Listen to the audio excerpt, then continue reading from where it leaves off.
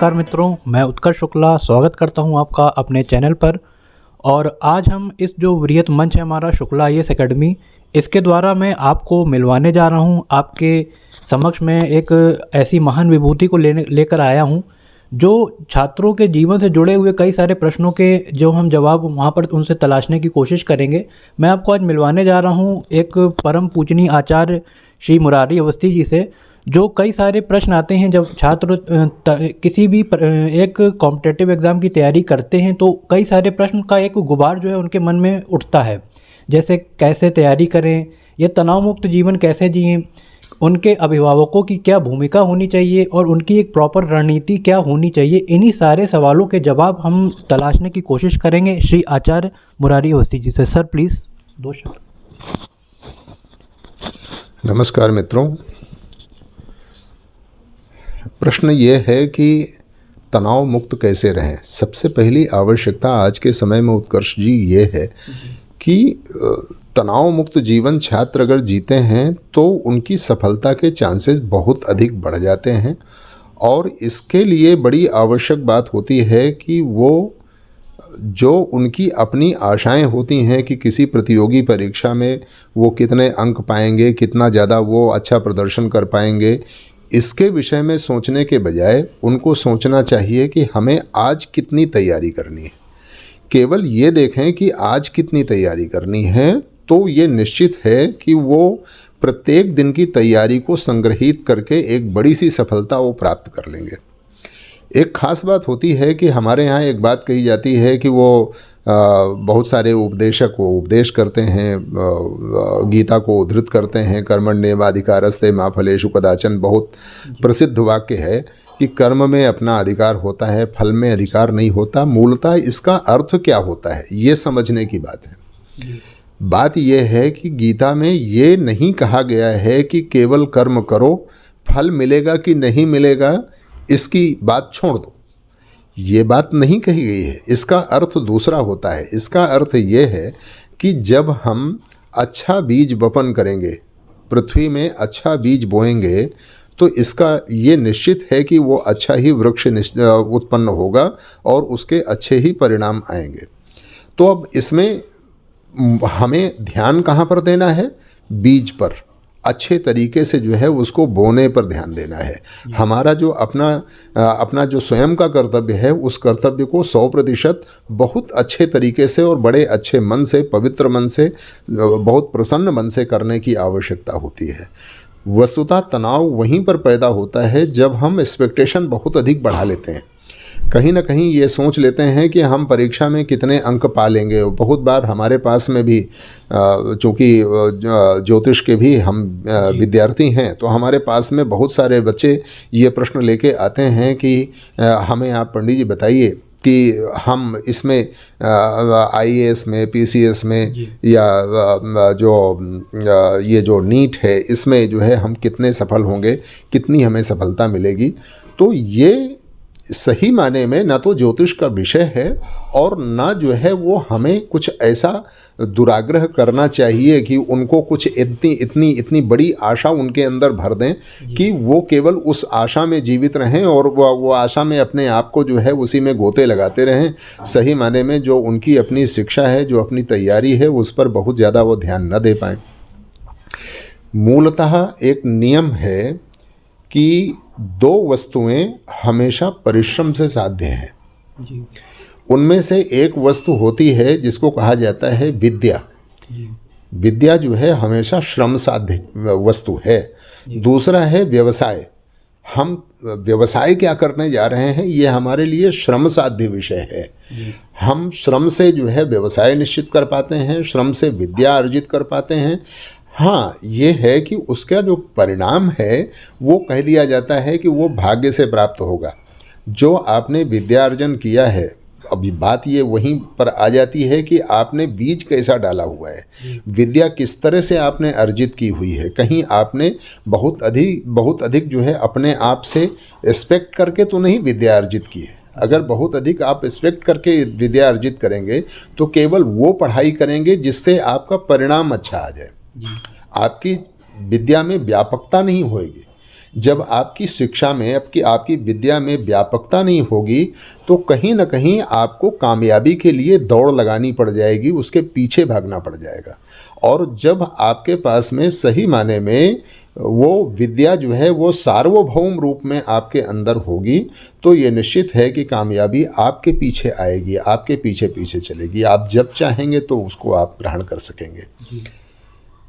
इससे जो है वो मूल रूप से ये समझने की आवश्यकता है कि तनाव मुक्त जीवन कैसे जिएं। तनाव मुक्त जीवन जीने का केवल एक तरीका होता है कि अपने आप को हिस्सों में बांट लें कि कब हमें क्या करना है।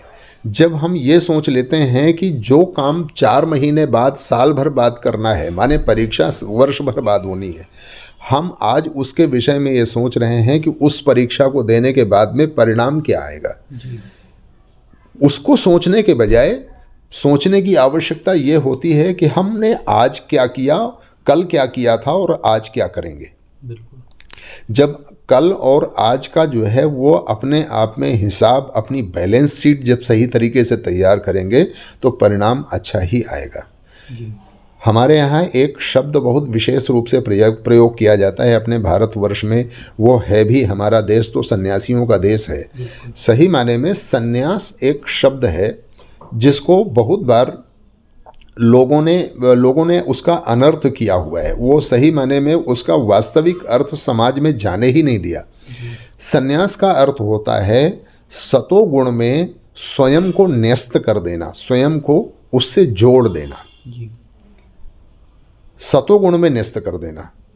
सतोगुण में न्यस्त करने का अर्थ होता है कि केवल 2 विशेषताएं होती हैं सन्यासी में, जो एक मूल रूप से हर व्यक्ति में होनी चाहिए। गेय से नित्य सन्यासी यो न द्वेष्टि न कांक्षति।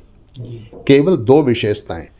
कहा गया कि जो द्वेष न करे, माने कहीं पर किसी बात को लेके किसी से ईर्ष्या न हो, कि जैसे हम सोचने ये लग जाएं कि वो जो बगल वाला विद्यार्थी है, सामने वाला विद्यार्थी है, ये पता नहीं कहाँ से क्या कर लेता है, ये कुछ ज़्यादा ही आगे आगे चल रहा है, मतलब उसको देख के ईर्ष्या ना हो। किसी और को देख करके, किसी और के धन को देख करके ईर्ष्या ना हो, किसी के ज्ञान को देख के ईर्ष्या ना हो।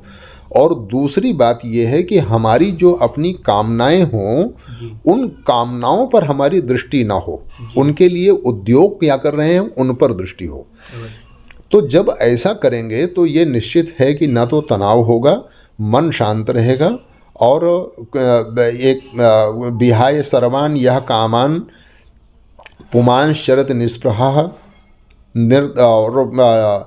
तो कहते हैं कि जो सभी प्रकार की जो अपनी कामनाएं हैं, और जो सभी प्रकार की जो अपनी कामनाएं हैं उनको जो है एक सीमाओं में बांध करके उनके लिए उद्योग करने वाला जो सही माने में कर्मयोगी है, सशांति मधिगच्छति, उसको शांति मिलती है, इसमें कोई संदेह नहीं है।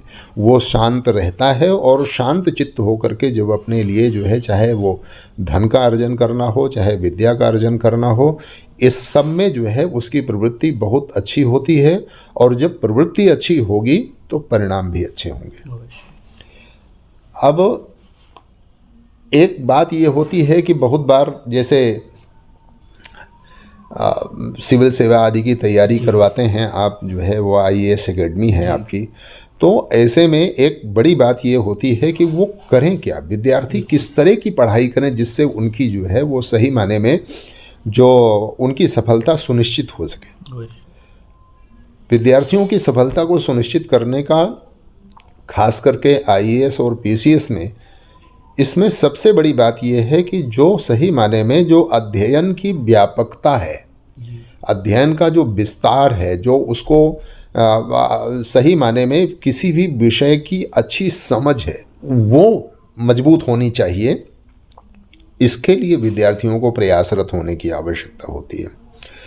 बहुत बार जैसे हम ये सोच लेते हैं कि इस तरह के प्रश्न पूछे जाते हैं जी। किसी परीक्षा में इस तरह के प्रश्न पूछे जाते हैं, IAS का प्री में इस तरह के प्रश्न पूछे जाते हैं, मेंस में इस तरह के, और इंटरव्यू में इस तरह के प्रश्न पूछे जाते हैं।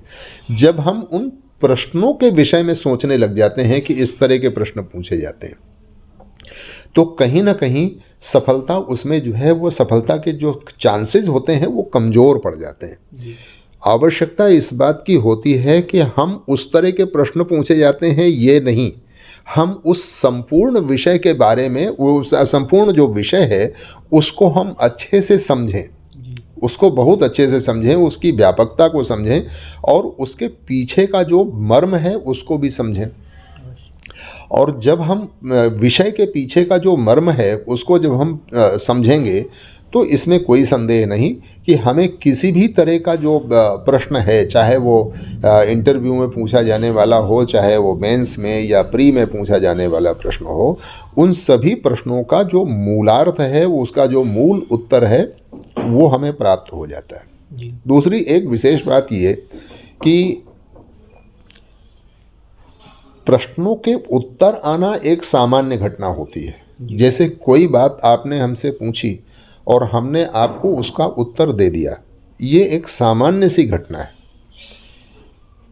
इसमें सही माने में अगर प्रशंसा की जानी चाहिए तो उत्तर देने वाले की नहीं, प्रश्न करने वाले की प्रशंसा करनी चाहिए, क्योंकि उसके मन के अंदर प्रश्न उत्पन्न होता है।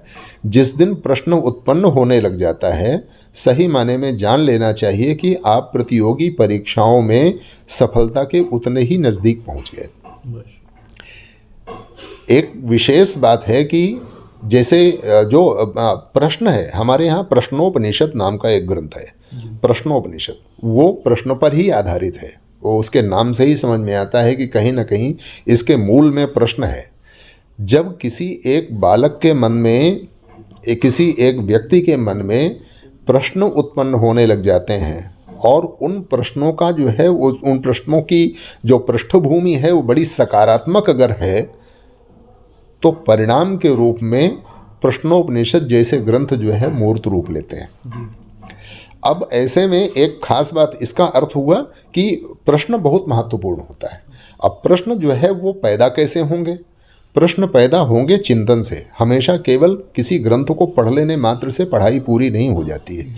जब आप उसके विषय में चिंतन भी करें, हमारे यहाँ कहा जाता है कि अध्ययन, चिंतन, निदिध्यासन,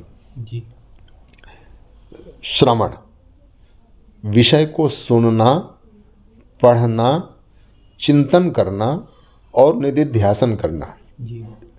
निदिध्यासन का अर्थ होता है कि आप उसका प्रयोग करने लग जाइए।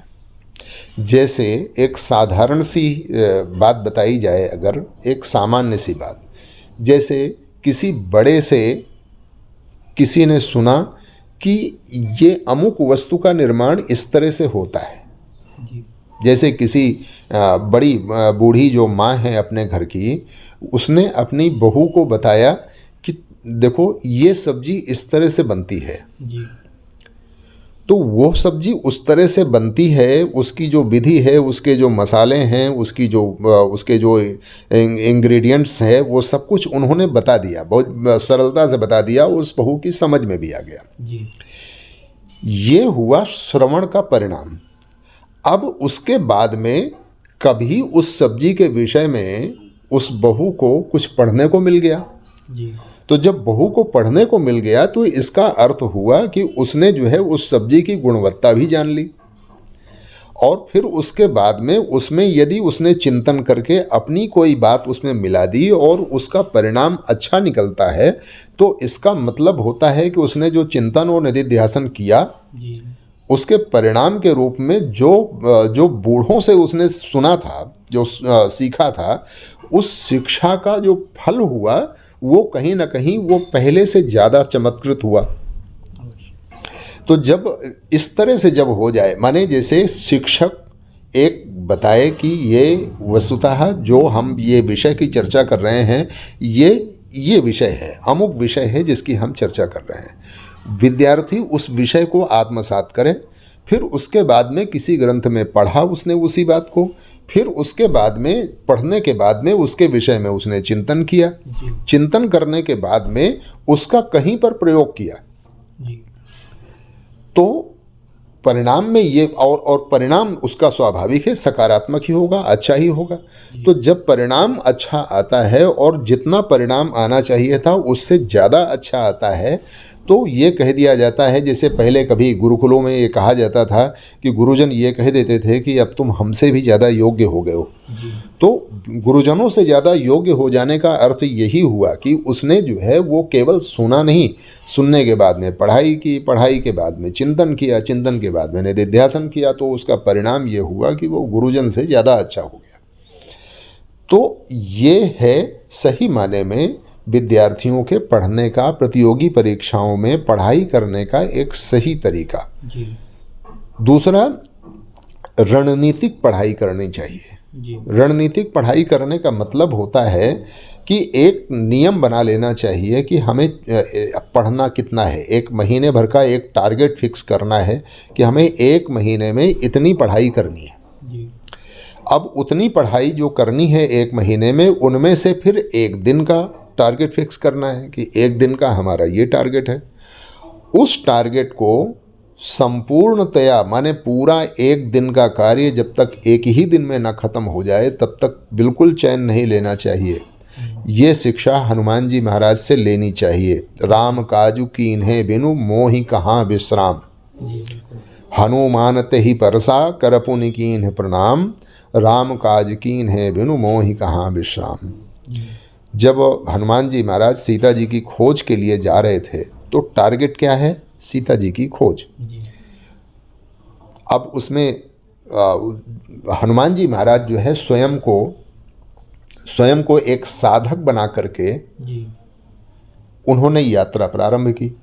जब यात्रा प्रारंभ की तो रास्ते में मैनाक नाम का एक छोटा पर्वत, जो कभी किन्हीं कारणों से वो समुद्र में जो है उसने शरण ले ली थी, तो वो ऊपर निकल के आया कि हमारे ऊपर जो है ये समुद्र का बहुत बड़ा उपकार है। और समुद्र के ऊपर सही माने में जिस राजा की जो पट्टमहिषी है, माने जो सीता जी हैं, जिनकी खोज के लिए ये हनुमान जी जा रहे हैं, सही माने में उस राज परिवार का बहुत बड़ा योगदान है इस समुद्र को इस जगह पर स्थापित करने में। तो अब उसमें मुझे शरण मिली है, इसलिए मुझे चाहिए कि उस राज परिवार के ऊपर आई हुई जो मुसीबत है उस मुसीबत में कहीं ना कहीं जो है एक जो है वो संकट हरने के लिए जाने वाले जो ये हनुमान जी हैं, अगर इनके थोड़ा सा भी मैं किसी काम आ जाऊं तो मुझे प्रयास करना चाहिए। तो मैनाक पर्वत ऊपर आया, उसने कहा कि आप एक क्षण यहाँ पर विश्राम कर लीजिए, फिर उसके बाद में आगे निकल जाइएगा। हनुमान जी ने कहा, उसका सम्मान किया और कहा कि उसका स्पर्श करते हुए कहा कि देखो, राम काजु कीन्हे बिनु मोहि कहाँ विश्राम। मतलब एक दिन का जो राम काज है उसको किए बिना विश्राम करना, ये सही माने में उस कार्य का और उस साधना की अवमानना है। अब इसके लिए चाहे कोई भी बाधा किसी भी तरह की क्यों ना हो, उस बाधा को जो है समाप्त ही करना पड़ेगा। सुरसा मिली रास्ते में तो जैसे भी हो बुद्धि बल से उसको पराजित कर दिया। आगे सिंहिका मिली तो उसका वध कर दिया। उसके आगे लंका मिली स्वयं, तो लंका को भी जो है वो चोट पहुंचा के उसको सही माने में शिक्षा दे दी कि देखो, हम बीच में रुकने वाले नहीं हैं जब तक हम अपना कार्य पूरा नहीं कर लेंगे।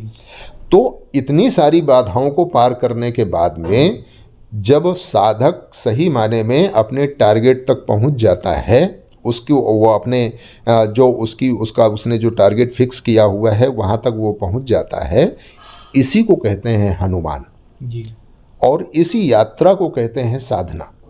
इस साधना को करने वाला जो है उसको सही माने में परिणाम के रूप में वो मिल ही जाएगा जिसकी वो खोज करने जा रहा है। जो सही माने में विद्याध्ययन है, स्वाध्याय है, ये तो है ही तपश्चर्या। हमारे यहाँ कहा जाता है कि वो सही माने में सबसे उत्तम जो साधन है, सबसे उत्तम जो तप है, वो वही होता है जो प्रारंभ में कष्ट देने वाला हो और बाद में सुख देने वाला हो, सही माने में उसी को जो है वो अच्छा साधन कहते हैं और अच्छा जीवन कहते हैं। बिल्कुल। अब इसमें खास बात क्या है कि प्रारंभ में तो बहुत लंबा कष्ट होता ही है, ये तो ठीक है। वो यात्रा करेंगे, पढ़ेंगे, बहुत सारी मेहनत करेंगे, मुश्किल से सफलता मिलती है और उस सफलता को पाने के बाद में तो सुख भोगना ही है। तो सुख भोगने के लिए सबसे पहले आवश्यकता होती है, एक बात हमारे यहाँ कही जाती है, एक सूक्ति है, मधु पश्यसि दुर्बुद्धे प्रपातम नैव पश्यसि। सही माने में अगर संसार की मधुरता को देखना है, संसार की मधुरता को अगर पाना है, तो उसके लिए जो कड़े उद्योग हैं वो करने ही पड़ेंगे। मलिक मोहम्मद जायसी ने अपने पद्मावत में लिखा कि तपनि मृगशिराजे सहेते आर्द्रा पलुहंत। जी। इसका अर्थ होता है कि जो मृगशिरा नक्षत्र की गर्मी को सह लेते हैं, सही माने में उनका शरीर आर्द्रा नक्षत्र की शीतलता का अनुभव वही लोग कर पाते हैं जो मृगशिरा की गर्मी को सहते हैं। जो लोग ये सोचते हैं कि हम आज के समय में आधुनिक जीवन में एसी में रह कर के जो है वो गर्मी का अनुभव कर लें, तो उनके जीवन में ना सही माने में मृगशिरा की गर्मी का अनुभव प्राप्त होगा, ना आर्द्रा की शीतलता का अनुभव प्राप्त हो सकता है। वो तो बस केवल ये है कि ठीक है, जैसे तैसे जीवन यापन होता है। और केवल सही माने में जब मन में एक बात होती है कि हमारे जीवन का केवल एक ही अर्थ है, उपार्जन, तो सही माने में एक बात ये होती है कि उपार्जन को अगर जीवन कोई मान बैठता है तो उसका जीवन आधा अधूरा रहता है। पूर्ण जीवन तो नहीं कहा जा सकता है, क्योंकि बड़ी बात ये होती है केवल उपार्जन नहीं। हमारे यहाँ कहा जाता है धनम मानम च मध्यमा, धन और मान ये दोनों चीज़ें होनी चाहिए। इसके अलावा जीवन में आध्यात्मिकता भी होनी चाहिए, अन्यथा सही माने में जो जीवन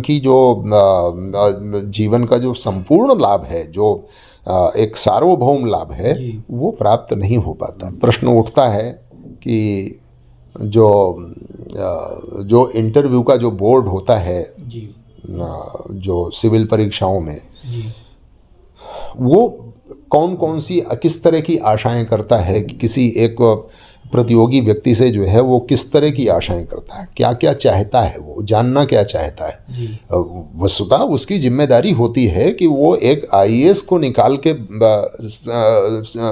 देश को देने जा रहा है, एक बड़े से अधिकारी को देश को देने जा रहा है, तो उसकी जिम्मेदारी है कि वो जांचा परखा और खरा सोना हो। अब वो खरा सोना होने का मतलब ये है कि उसके अंदर की जो है व्यापकता की जांच वो करे। छोटे से इंटरव्यू में, थोड़े समय के इंटरव्यू में वो सब कुछ उसके विषय में जान सकता है। इसी कारण से एक बात सुनी होगी आपने उत्कर्ष जी की जो इंटरव्यू का जो बोर्ड होता है, इसमें बहुत बार बड़े अटपटे से बड़े अजीबोगरीब प्रश्न पूछे जाते हैं, जिनका सही माने में जो एक सामान्य व्यक्ति है उसके लिए जो है वो समझना कठिन हो जाता है कि ये वास्तव में ये जानना क्या चाहते हैं, ये पूछना क्या चाहते हैं। है क्या कि उसके पीछे का एक बहुत बड़ा जो उनका एक अपना कारण होता है ये सब जानने का, पूछने का। वो असल में होता क्या है कि वो जानना ये चाहते हैं कि इनकी जो एक सरल समझ है। देखिए बहुत बार ऐसा होता है प्रतियोगी परीक्षाओं में कि तैयारी करने वाले विद्यार्थियों से एक आध भूलें भी होती हैं। वो ये सोचते हैं कि जितनी कठिन से कठिन वस्तुएं हैं उनकी जानकारी हमें हो जाए, किंतु एक जो डीएम बन के जाने वाला जो व्यक्ति है, जो किसी जिले का भविष्य में कोई जिलाधिकारी बन के पहुंचने जा रहा है, हमारा भारत जो है वो गाँवों में बसता है। गाँवों के विषय में कितनी समझ है, गाँव के सरल लोगों के विषय में कितनी समझ है, ये बहुत आवश्यक मुद्दा है।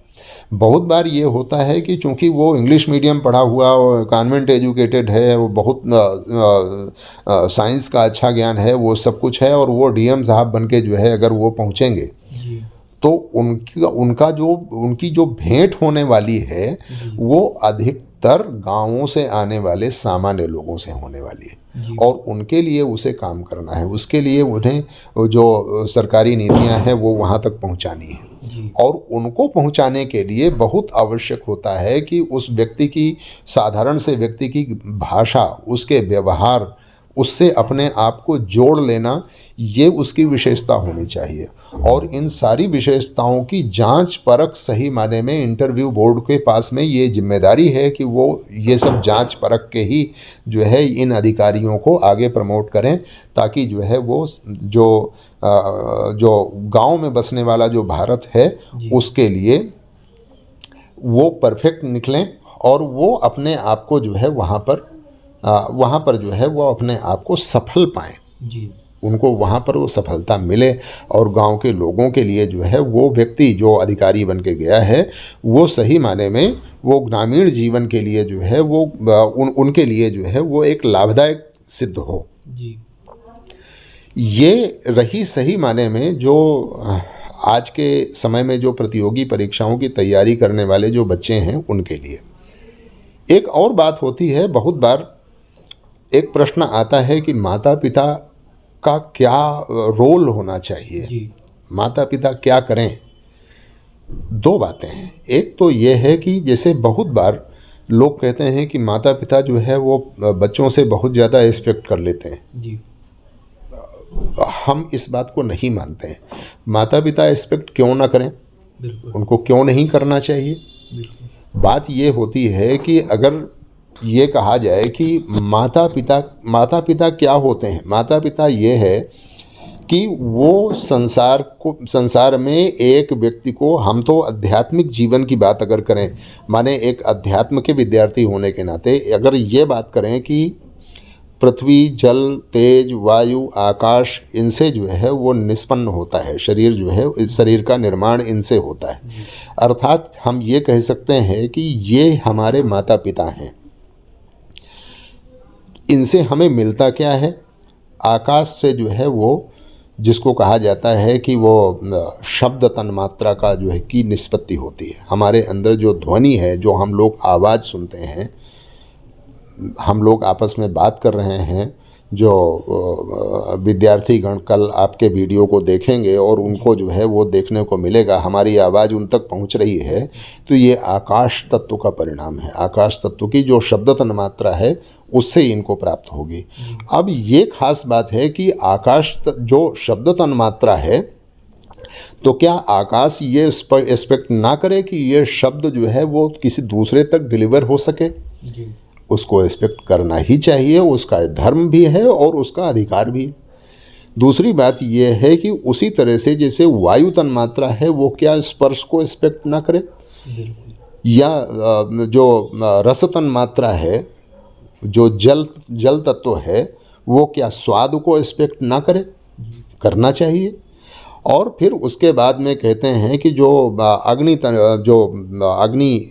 की जो तन्मात्रा है, रूप तन्मात्रा उसको कहते हैं, तो क्या रूप तन्मात्रा को जो है वो अग्नि एक्सपेक्ट ना करे। पृथ्वी तन्मात्रा है, पृथ्वी तत्व है, उसकी जो तन्मात्रा है वो गंध तन्मात्रा है। पृथ्वी का जो गुण धर्म है वो गंध है उसका, तो वो क्या गंध को एक्सपेक्ट ना करे। मतलब यह है कि इसी तरह से ये मानना चाहिए कि जैसे जो पिता हैं, जो माता हैं, वो संतान से अपने आशा ना करें, बिल्कुल करना चाहिए। ये उनका अधिकार भी है और कर्तव्य भी है। क्योंकि जब माता पिता हमसे, बच्चों से आशा नहीं करेंगे तो बच्चों को संस्कार देंगे ही क्यों। बड़ी बात यह होती है कि हाँ, इसमें एक जगह पर ज़रूर विवाद हो सकता है। जैसे बहुत बार एक चिंतन होता है, बहुत सारे माता पिता का एक चिंतन होता है कि हम बच्चों को इतनी सुविधाएं दे दें, इतनी ज़्यादा सुविधाएं दे दें कि उनको भविष्य में बहुत ज़्यादा जो है स्ट्रगल ना करना पड़े, बहुत ज़्यादा जो है उसके लिए परेशान ना होना पड़े। नहीं, क्यों करें ऐसा। उनको ऐसे संस्कार दे दें कि उनके जीवन के संघर्ष कम हो जाएं। इन दो बातों में चुनना इसी बात को चाहिए कि उनको संस्कार दिए जाएं, ताकि जो है वो अपने भविष्य में अपने लिए जो है वो सरल मार्ग अपने आप तैयार कर सकें। सही माने में बच्चों को ये बात सिखानी चाहिए। हमेशा माता पिता को चाहिए कि उनसे आशा भी करें, उनके ऊपर जो है एक जिम्मेदारी भी डालें, और दूसरी बात ये है कि उनको ये बात सिखावें भी कि कभी भी सरल मार्ग चुन करके, शॉर्टकट चुन करके कभी यात्रा न करना चाहिए। हमारे यहाँ एक बात कही जाती है कि क्षेमे सति रात्रौ गृहांतरम न गच्छेत। अगर कल्याण है, कोई बड़ी परेशानी नहीं है, तो रात्रि में घर से दूर मत जाइए। दूसरी बात ये कही जाती है कि पर्वत गर्तादेर लंघनम न कुर्यात। जल्दी जाने के चक्कर में कहीं जो है ऊंचे नीचे रास्ते से मत चलिए। कोई जो है सीधे सरल रास्ते से, अच्छे रास्ते से चलिए।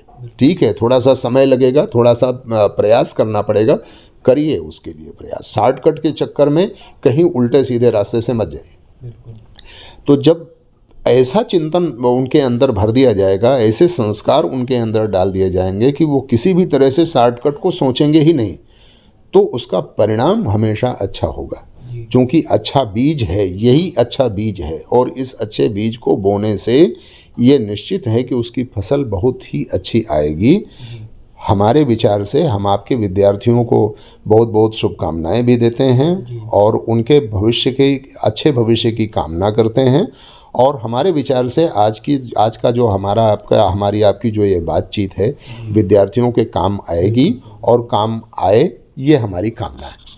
तो बच्चों, आप लोगों ने देखा कि सर ने एक अमूल्य ज्ञान, सर की तो मतलब कह सकते हैं कि ज्ञान का सागर है, तो छोटा सा ज्ञान, चूँकि समय का भी अभाव है, और कह सकते हैं कि सर ने मतलब इतनी अच्छी इंपॉर्टेंट बात हम लोगों से साझा करी, जो एक छात्र के जीवन में जितनी भी कठिनाइयाँ आती हैं उनको उभरने के लिए, और एक आप कहते हो कि आप हमारे चैनल पे मोटिवेशनल कुछ लेकर आएँ, तो मैं आपसे यहाँ पर ये कहूँगा कि आप सेल्फ मोटिवेटेड बने और इस वीडियो को ज़्यादा से ज़्यादा छात्रों को, अभिभावकों को शेयर करें, ताकि वो भी जो अपने ज्ञान रूपी सागर है उसको और ज़्यादा बढ़ाकर एक देश के लिए, कह सकते हैं, सिविल सेवा की भूमिका के माध्यम से IAS में वो सदैव तत्पर रह सके।